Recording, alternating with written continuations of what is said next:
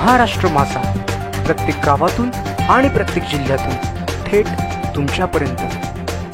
संवाद कार्यकर्ता मेळाव्यासाठी आपण उपस्थित आहोत.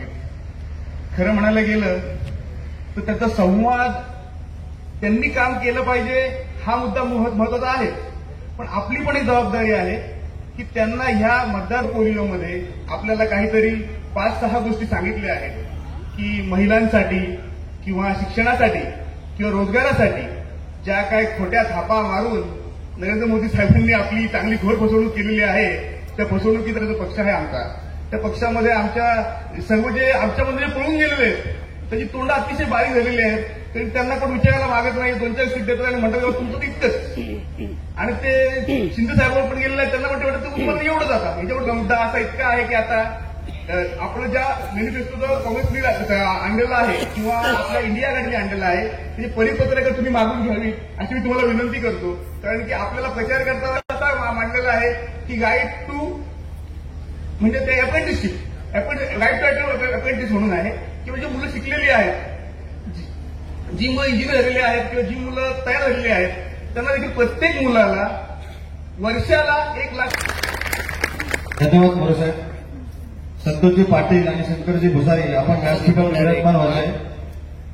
तसेच आता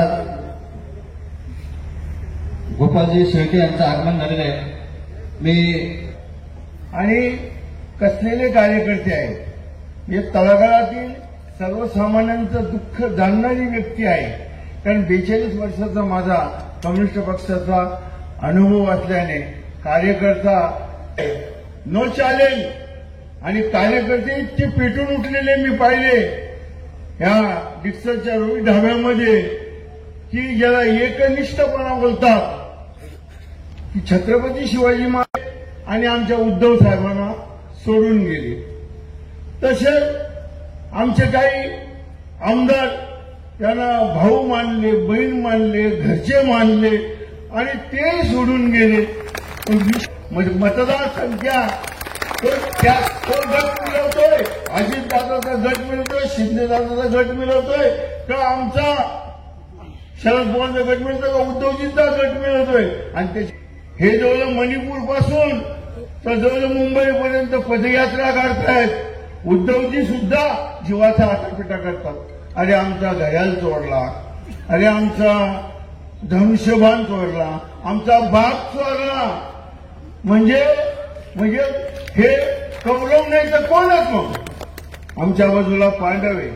आणि जेव्हा कौरव पांडवांची लढाई लागते तेव्हा सत्य आणि असत्याची लढाई जी लागते तेव्हा असत्याच्या बाजूचे सत्यबाजी विदूर हे हा कर्जत खालापूर तालुका हिराजी पाटलांचा, भाई कोतवालांचा आहे. आणि त्यांची मशाल क्रांतीची इथं तेवत आहे. आणि ती सगळ्या क्रांतीची मशाल ही त्यांना खाक करून टाकेल, त्यांना पराभूत करेल, त्यांना 40 गुंठा चित करेल, दाती चुरून धरायला लागेल. हे सत्य नाकारता येणार नाही. मी हे आमच्या उमेदवाराला हार्दिक शुभेच्छा देतो. उरणला, पनवेलला माझे काही कम्युनिस्ट कॉम्रेड लोक आहेत.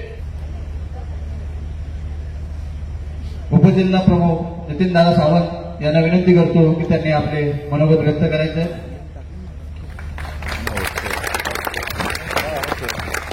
हिंदवी समाजाचे संस्थापक, अवघ्या राष्ट्राचे दैवत छत्रपती शिवाजी महाराज, घटनेचे शिल्पकार डॉक्टर बाबासाहेब आंबेडकर सर्व एकच बोलता तुम्ही खासदार आहेत. आणि खरंच तुम्ही खासदार आहेत. कारण सर्वसामान्य लोकांच्या जेव्हा आपण घरी जातो तेव्हा प्रत्येक माणसाला वाटतं हा खासदार आपला आहे, हा माणूस आपला आहे. आणि जेव्हा आपण ते प्रेम मिळवतो तेव्हा तुम्ही त्या खासदार व्हायला पात्र आहात. त्यांना पण या ठिकाणी बोलायचं म्हणून जास्त बोलत नाही, फक्त 2च गोष्टी सांगतो.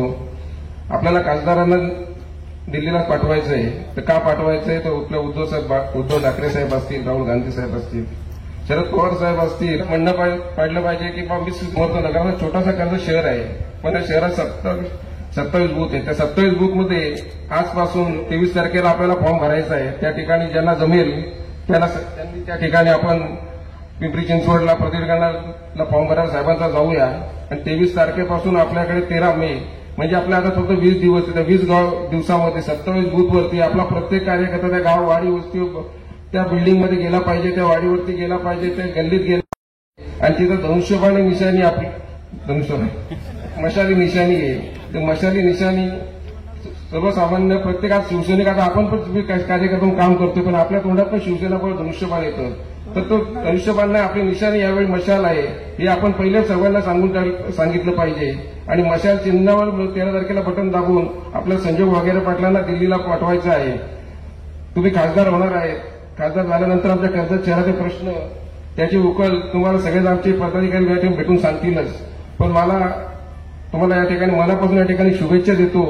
आणि सर्व इंडिया आघाडीच्या पदाधिकारी यांना वेळ झाला म्हणून या ठिकाणी परत एकदा आपण एवढ्या सर्वात जास्त ठिकाणी उपस्थित राहिला आपलं या मनापासून स्वागत करतो आणि या ठिकाणी थांबतो.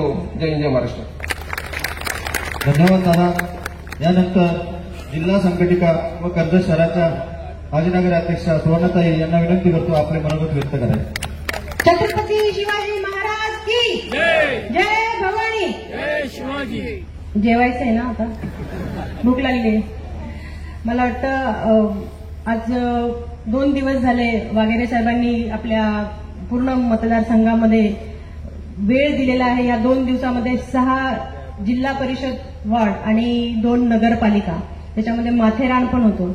माथेरानच्या झाल्यानंतर आपली डिकसळ येथे पण एक सभा झाल्यामुळे आपल्याला इथे थोडासा उशीर झालेला आहे. पण जास्त वेळ न घेता आपले जे प्रमुख मुद्दे आहेत तेवढेच फक्त आपल्याला खासदार का हवाय किंवा आपण इंडिया आघाडी म्हणून एकत्र का आलेलो आहे. आपण इंडिया आघाडी म्हणून एकत्र येताना आपण बऱ्याचदा असं होतं की आपण एकमेकांच्या विरोधात लढलेलो आहे, एकमेकांची मतांतरं आहेत, तरी सुद्धा आपण एकत्र का आलोय, कारण आपल्याला संविधान वाचवायचंय. आणि संविधान वाचवणं ही काळाची गरज आहे. लोकशाही वाचवणं ही काळाची गरज आहे. ही लढाई फक्त आणि फक्त धनुष्यबाण आणि मशाल याच्यामध्ये नसून ही लढाई आहे ती असत्य आणि सत्य, धर्म आणि अधर्म, नीती आणि अनिती. आणि आपण ह्या सगळ्या याच्यावर मात करण्यासाठी आपल्याला सगळ्यांना माहिती आहे की हुकुमशाहीकडे वाटचाल होऊ द्यायची नसेल भारताची, तर आपल्याला लोकशाही वाचवणं खूप गरजेचं आहे.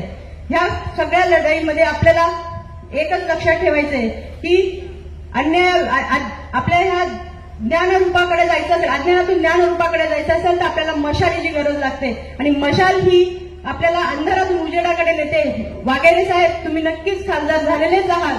आम्ही या ठिकाणी तुम्हाला या सांगतोय की प्रत्येक ठिकाणी आपण ऐकलं असेल, प्रत्येक वाडी वस्तीत जिथे जिथे गेलो, खोपोली, खालापूर, जिकडे वाड्यांमध्ये गेलो, ठाकूरवाडी असेल, कुठल्याही आदिवासी पाड्यांमध्ये गेलो असेल, तिथे तुम्हाला सगळ्यांनी हेच सांगितलं की तुम्ही खासदार झालेले आहेत.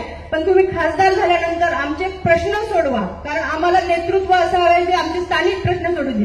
जागतिक पातळीवरचे अनेक प्रश्न आहेत. मी प्रत्येक ठिकाणी हेच प्रश्न विचारले. आम्हाला ज्यावेळेस उद्धव साहेबांनी बोलवलं त्यावेळेस एकच सांगितलं होतं की तुम्ही प्रत्येकाला एकच विचारा की आतापर्यंत जे भाजपने जुमलेबाजी जे स्वतःच सांगतात की आम्ही आपल्या इलेक्शनाला की आम्ही हे जुमले करतो, त्याच्यामध्ये अरबी समुद्रातलं स्मारक झालं का? कोट्यवधी रुपयांचा खर्च दाखवतायत, पण एक वीट पण तिथे रचली गेलेली नाहीये. महिला भगिनींना सिलेंडर, ज्यावेळेस स्मृती इराणी गॅसच्या सिलेंडरवर बसून सगळीकडे फोटो व्हायरल झालेला की बापरे 400 रुपये झाला गॅस, आता काय करायचं, आता 1200 झाला. आणि ग्रामीणमध्ये जेव्हा जातो तेव्हा त्या महिला भगिनींनी गुंडाळून ठेवलेत गॅस, कारण परत चुलीवर स्वयंपाक करायला लागतोय. ते म्हणतात आम्हाला सिलेंडर मिळाले, कनेक्शन मिळाले, पण आम्ही गॅस भरू कुठून, पैसे कुठे? बेरोजगारीचा प्रश्न असेल. साहेब, आपल्याला तुम्ही मगाशी खूप छान सांगितलं की कामगारांवर खूप अन्याय होतोय. कामगारांचे जे आता कॉन्ट्रॅक्ट बेसवर म्हणजे सरकारी नोकऱ्यात नाही असं झालं, एक स्थिती तयार झाली आहे. सगळ्याचं प्रायव्हेटायझेशन केलं तर लोकांना स्थैर्य कुठून येणार? सगळ्याची मानसिकता याच्यामध्ये ढळते. प्रत्येक आपल्या घरातल्या मुलांचं आता भविष्य काय याच्याकडे प्रत्येकाचं लक्ष लागून राहिलंय. आणि आमच्या इथले स्थानिक प्रश्न तर आहेच. मी प्रत्येक ठिकाणी आता सांगत आली आहे. स्टेजवरचे मंडळी सारखे, त्याच्यामुळे त्यांना सगळ्यांना पाठ झाले, पण प्रत्येक ठिकाणच्या समोरचे मंडळी वेगळे असतात, त्याच्यामुळे सांगायला लागते की आमच्या कर्जत एक जंक्शन असून सुद्धा आमच्या लांब पल्ल्याच्या गाड्या तिथे थांबत नाहीये. वेळोवेळी हा प्रश्न आम्ही उपस्थित करतोय की कोविडच्या आधी जर एक्सप्रेसचे थांबे इथे होते तर आता का नाहीये? जवळपासचे खेडोपाड्याची लोक असतील, कर्जतची लोक असतील, यांना आपल्याला लोणावळा किंवा कल्याणला उतरायला लागतं आणि तिथून परत रात्री पहाटे यायला लागतं.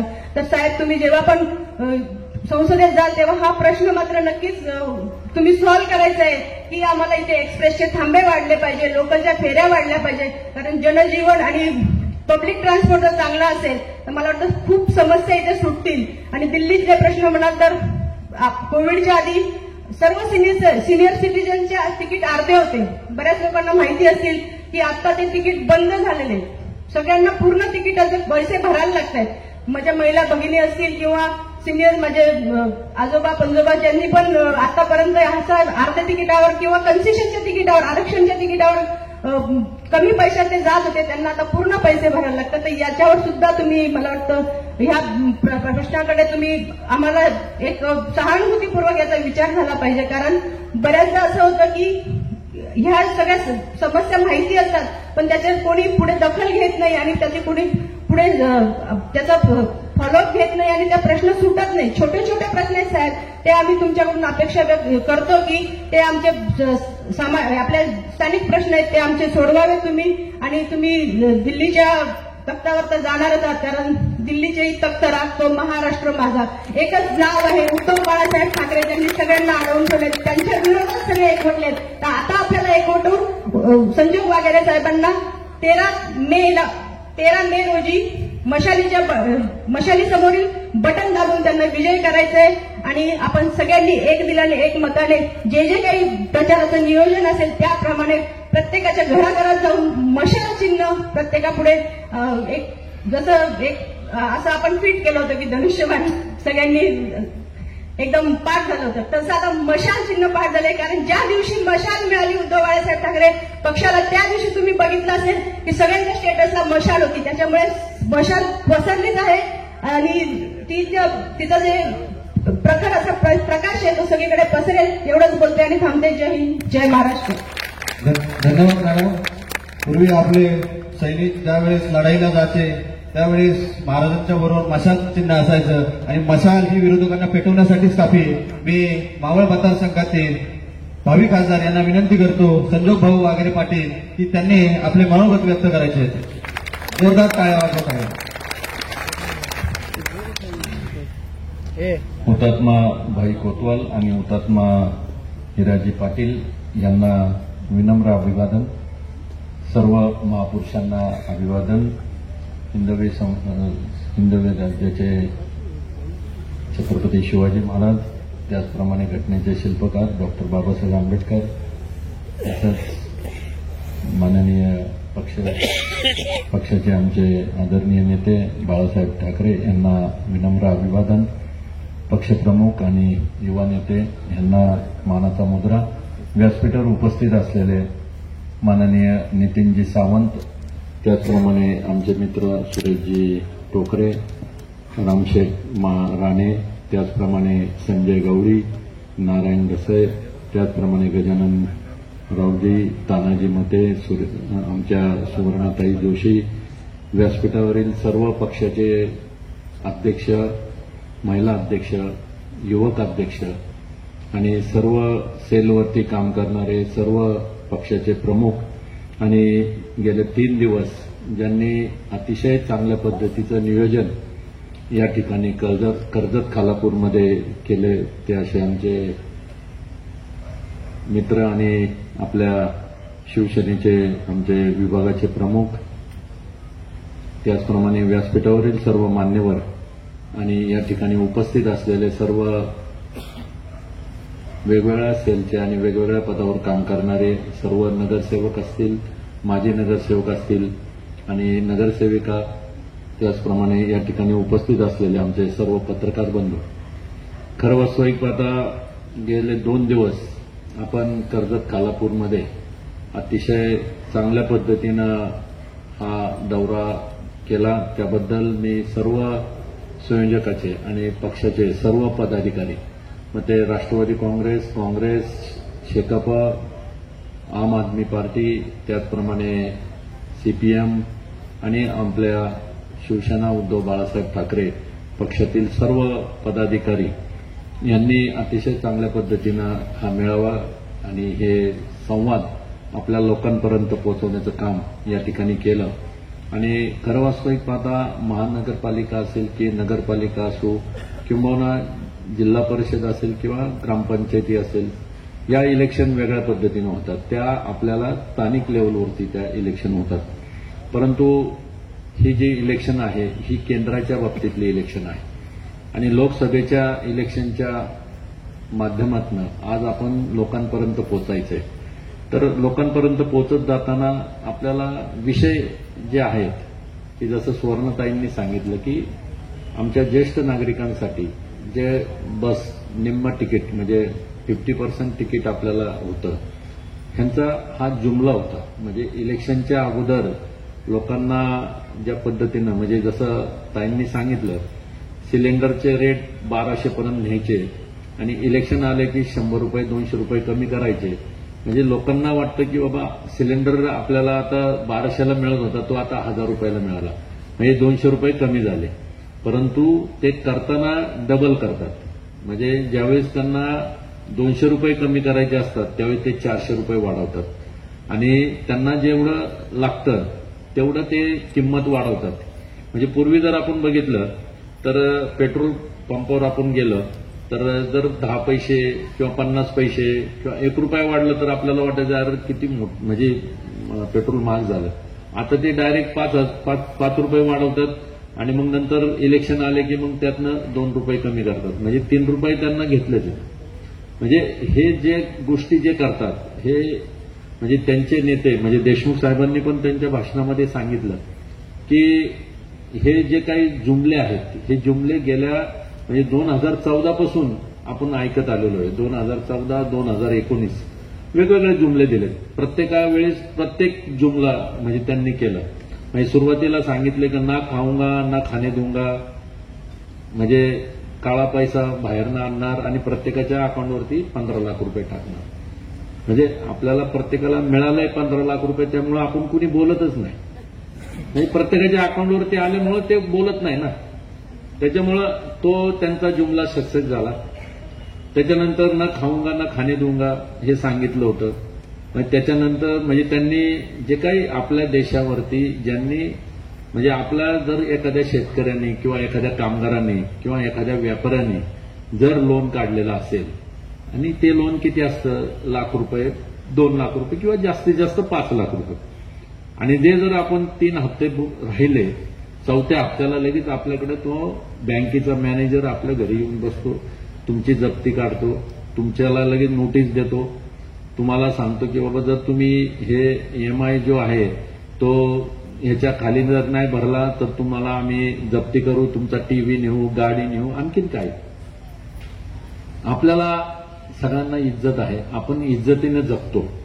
म्हणजे सगळ्यात जास्त इज्जतीने कोण जगत असेल तर सर्वसामान्य माणूस. आणि ह्या मंडळींनी म्हणजे अख्खी बँक म्हणजे अख्खं देशालाच लुटलंय. नाही तर नीरव मोदीने तर 900 कोटी रुपयांचा गफला केला आणि तो भादर पळून गेला. त्याला म्हणजे जसं देशमुख साहेबांनी सांगितलं नीरव मोदी असतील, तो मल्ले असेल, आणखी सगळेच. तर यांच्या बाबतीत हे लोक बोलतच नाही. हे याचा अर्थ असा आहे की आपल्या लोकांना ते कर्ज माफ झालेलं दिसतंय. म्हणजे शेतकऱ्यांचे असेल किंवा ज्यांचे कामगारांचे हप्ते राहिलेले असतील त्यांचं कर्ज माफ झालंय म्हणून आपले कामगार पण आणि सर्वसामान्य जे व्यापारी आहेत ते सुद्धा बोलत नाही. याचा अर्थ काय की त्यांचे कर्ज माफ झाले. बरोबर ना. त्यामुळं आपण बोलत नाही. आपण काय करतो माहितीये का, आपल्या आपल्यातच हे करतो. म्हणजे हा असा तो तसा, हा त्या पक्षात गेला, हा अमक्या पक्षात गेला, मग तो तिकडे माझा नेता गेला की मी तिकडे जातो, दुसरा नेता दुसरीकडे गेला की तो त्याचा नेता त्याच्या कार्यकर्ता त्याच्याबरोबर जातो. अरे पण तो गेला तो त्या स्वतःची ऍडजस्टमेंट करण्यासाठी गेला, तो काय तुमच्यासाठी गेलेला नाही. त्यांनी तुम्हाला विचारलं का मी बाबा असा असा निर्णय घेतोय, तुमचं काय मत आहे हे विचारलं का? नाही. तो गेला तो कशासाठी गेला, त्यांनी जी काय माया जमवलेली आहे ती माया कुठंतरी लपून राहावी, ते कुठंतरी येऊ नये आणि माझं कुठं नाव पेपरात येऊ नये म्हणून ते त्या ठिकाणी गेले. आणि त्यांना माहिती आहे ही सगळी माझी लोक आहेत, ही माझ्या मागं ऑटोमॅटिक येतील. मग ती कशासाठी, कशामुळं, त्याला काहीतरी प्रलोभन दाखवायचं. मग वेगवेगळ्या पद्धतीनं त्याचं प्रलोभन दाखवून त्या व्यक्तींना त्या ठिकाणी थांबवायचं. आणि हा प्रकार आता सर्रास घडतोय. म्हणजे हे फक्त आपल्या मतदारसंघात नाही, ते हे प्रत्येक मतदारसंघामध्ये हे होतंय. ते ह्याचं कारण की आपण त्यामध्ये दुर्लक्ष करतोय ना. आपण काय करतोय, आपला स्वाभिमान आणि आपलं जे काही मत आहे हे मताला आपण त्या ठिकाणी बिलकुल आपल्या मताला आपण किंमत देत नाही. हा प्रकार आता होत चाललेला आहे. तर मित्रांनो, मी आपल्या सर्वांना एवढंच सांगेल की या मतदारसंघामध्ये ज्या पद्धतीनं 10 वर्षामध्ये विकास झाला पाहिजे होता, ज्या पद्धतीनं या मतदारसंघाचे जे छोटे मोठे प्रश्न आहेत, तर जसं सुवर्णाताईंनी सांगितलं, अनेक मुद्दे सांगितले. म्हणजे एसटीच्या म्हणजे ज्या या आहेत की ज्येष्ठ नागरिकांना ते आता बंद झाले, ते चालू करायला पाहिजे. तर ताई, नक्कीच आपण आपल्या महाविकास आघाडीचा उमेदवार म्हणजे या ठिकाणी बसलेले सगळे महाविकास आघाडीचे नेते, या ठिकाणी बसलेले सर्व महाविकास आघाडीचे पदाधिकारी हा खासदारच आहे. हा एकटा संजोग वगैरे खासदार नाही. इथं बसलेले सर्व आपले पदाधिकारी, कार्यकर्ते, मतदार हा खासदार राहील. त्याचं मत मांडण्याचा अधिकार त्याला राहील. त्याला जो आपला खासदार चुकत असेल त्याला बोलण्याचा अधिकार त्या मतदाराला राहील, त्या कार्यकर्त्याला राहील. त्यांनी आपण ज्या काही आश्वासनं दिलेली आहेत किंवा जे आपल्याला करायचंय यासाठी नक्कीच भविष्यामध्ये आपल्या खासदाराला आपण विचारण्याची जबाबदारी ही तुमची आहे.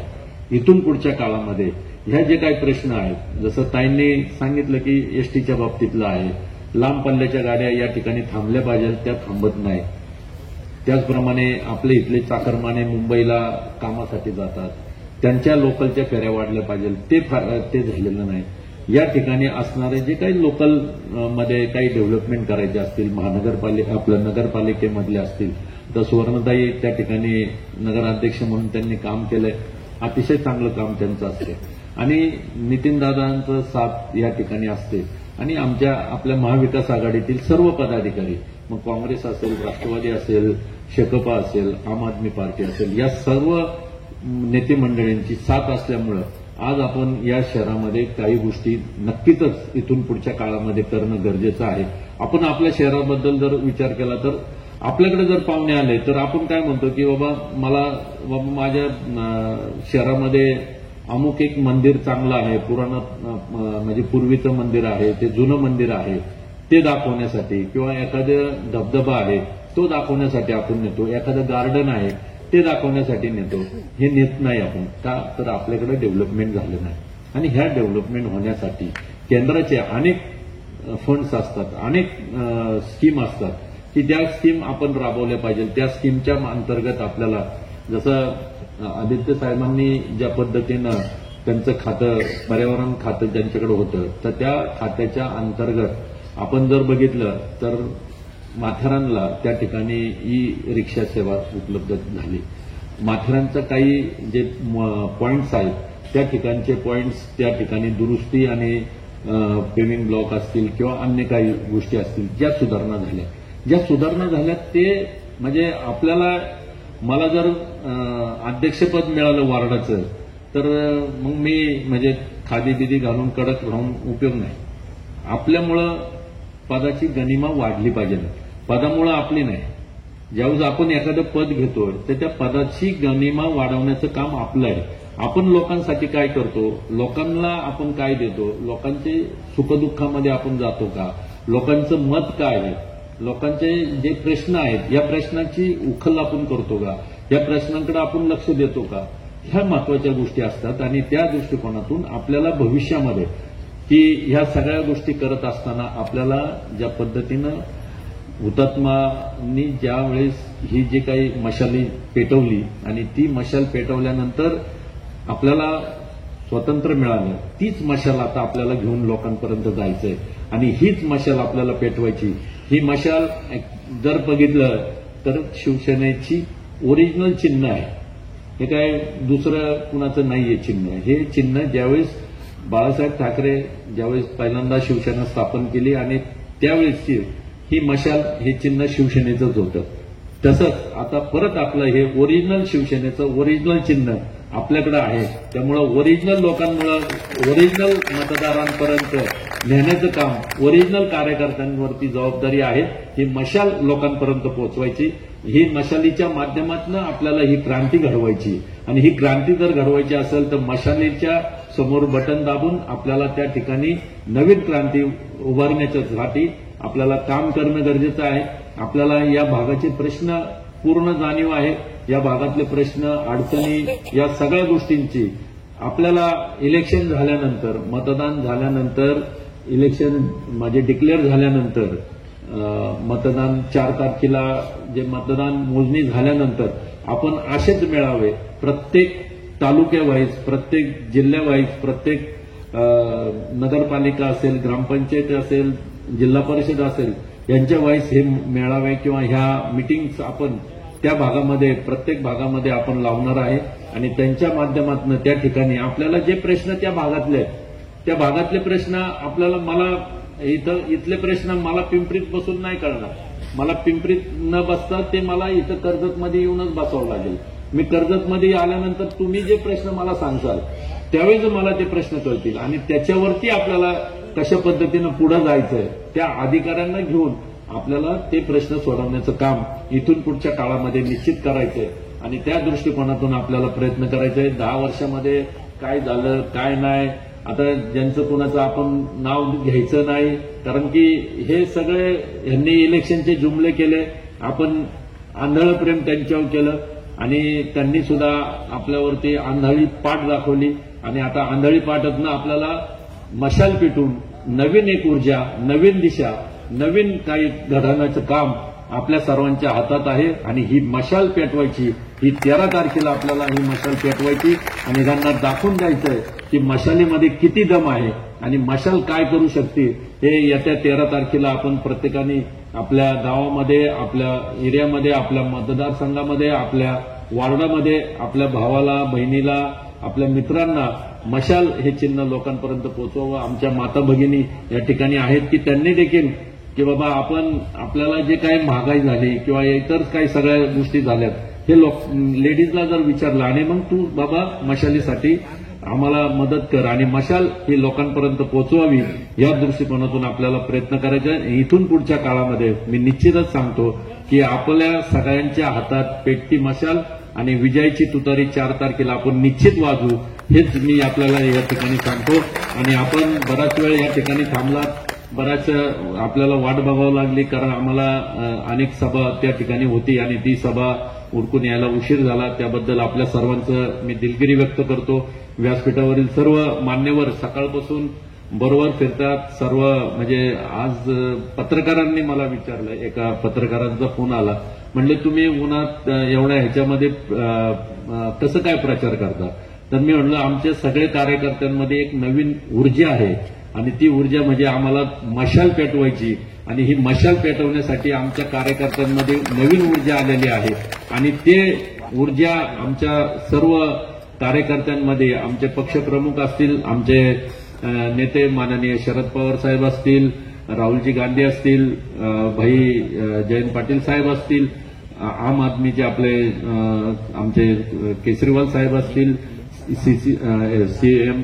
सीपीएमचे मोठे पदाधिकारी असतील, या सर्वांच्या आशीर्वादानं, त्यांच्या पाठिंब्यामुळे, त्यांच्या जे विचार आहेत हे लोकांपर्यंत पोहोचवण्यासाठी आपल्याला ही मशाल पुढे नेण्याच्यासाठी आम्ही एवढ्या उन्हामध्ये 45 डिग्रीमध्ये सुद्धा आम्ही मेळावे घेतलेत आणि ते मेळावे आम्ही त्या ठिकाणी यशस्वी करून दाखवलेत. याचं कारण आहे की सगळ्यांनी पेटून उठलेले आहेत आणि ही मशाल 100% 13 तारखेला पेटेल ही मला खात्री आहे. आज आपण या ठिकाणी उपस्थित झालात, पुन्हा एकदा मी आपल्या सर्वांचं या ठिकाणी ऋण व्यक्त करतो आणि आपण जो विश्वास आमच्यावर दाखवाल हा विश्वास नक्कीच आपल्या त्या विश्वासाला तडा न जाता इथून पुढच्या काळामध्ये, काही जण म्हणतात की बाबा तुम्ही निवडून आल्यानंतर पहिल्यासारखं परत पुढे रेग वाढणार का, तर माणसांमध्ये फरक असतो.